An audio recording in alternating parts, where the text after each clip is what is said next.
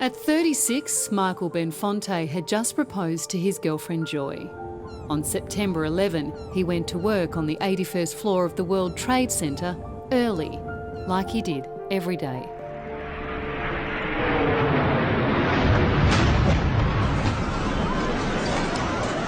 It's like this thunderous, rumbling sound and you don't know what's going on. Just looked out my window and I looked up and I could see fire and debris coming from above, which must have been the nose of the plane pushing through. The first plane hit 12 floors above Michael's office.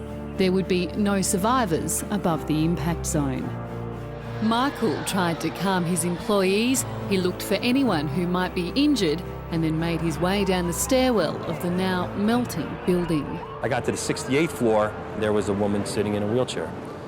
And I just said, "Do you need help?" Profoundly disabled, the woman was reluctant to give up her chair. Because of her concern for her motorized wheelchair, which is probably like an $8,000 wheelchair, John's fumbling with it. I'm telling him, leave it. We'll come back up and get it. Michael and his employee John Sequeira picked up Tina and started an improbable journey down 68 floors. We stopped at the 55th floor because we wanted to get some water. I set her down. I don't think she wanted water, but I wanted to try to find out what was going on. I also called my dad at the time, and I got through to him, and obviously he was frantic, very upset.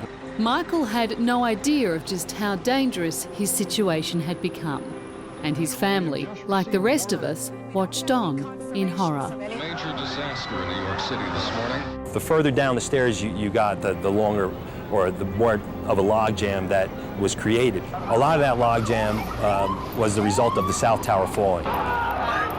96 minutes since impact, they came out to an unrecognisable world. I ended up in the lobby of the North Tower, which just looked like a war zone. We took her out. We saw an awaiting ambulance that was facing south.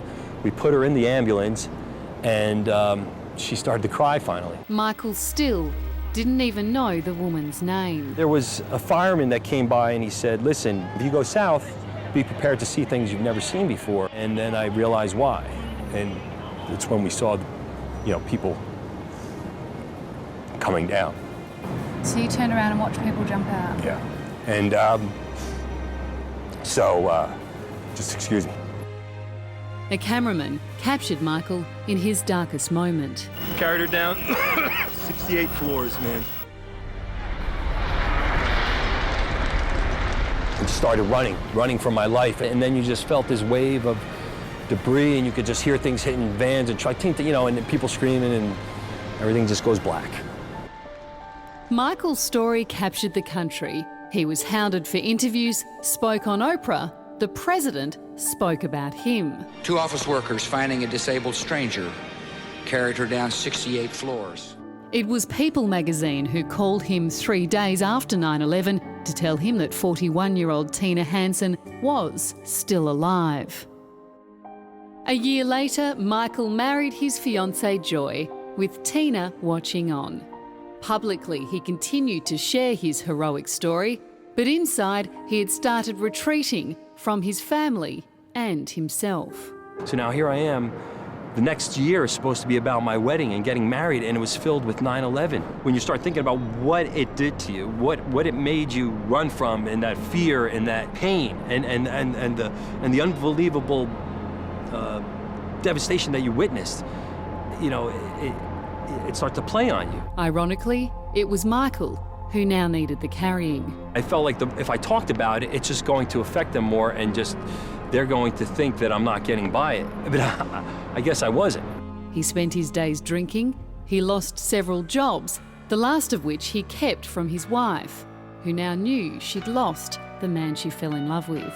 It's never going to be the same. I mean, and it's just like I'm never going to be the same.